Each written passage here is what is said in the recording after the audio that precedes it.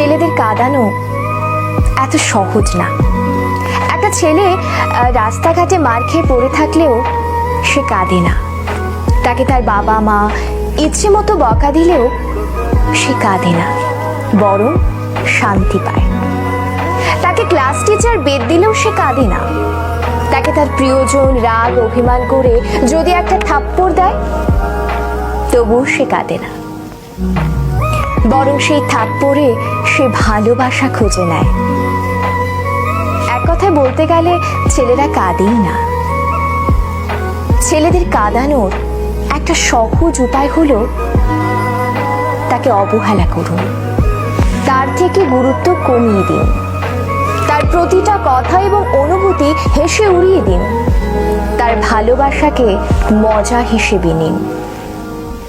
তবেই ছেলেটি কাঁদবে, তবে রাতে কেউ জানবে না।